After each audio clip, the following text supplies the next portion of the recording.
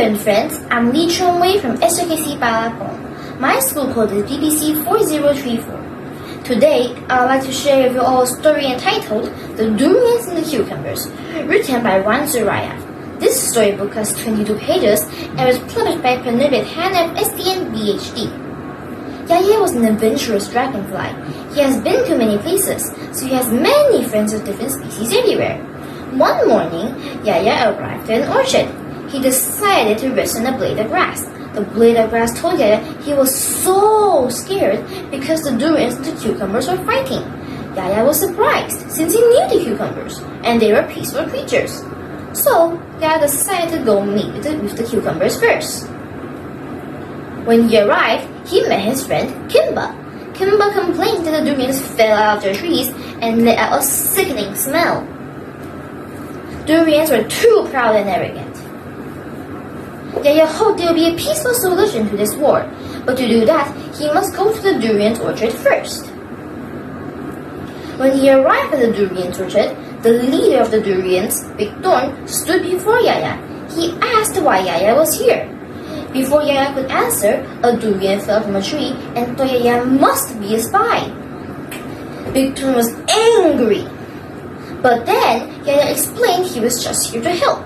Big Thorn boasted they were just fighting soft-skinned cucumbers so they could win any time.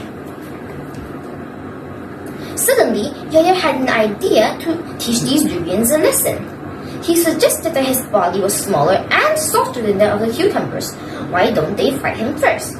Big Thorn was all ready to take up the challenge. As Big Thorn started rolling towards Yaya flew away. So Big Thorn hit a big tree. Big Thorn cried in pain because his thorns were broken and he felt hot all over his body. Yaya decided to help Big Thorn. Yaya quickly flew out of the orchard. Then he returned to something moist and cool. He placed it on Big Thorn. After a while, Big Thorn felt better again. Big Thorn thanked Yaya for saving his life. Just then, Yaya explained that the moist and cool thing was actually a slice of cucumber. Big Thorn felt very ashamed of himself. Big Thorn asked Yaya to bring him to see Kimba to talk over their problems. Big Thorn told Kimba that durians were ripe and they fell out of their big trees. And when durians are ripe, they also let out a unique smell to help humans trace them. Now, Kimba started to understand the cucumbers more. The two leaders shook hands, believing they could be friends from now on. From this day onwards, the durians and the cucumbers never fought again and lived in peace. Yaya was very happy to go to his next station.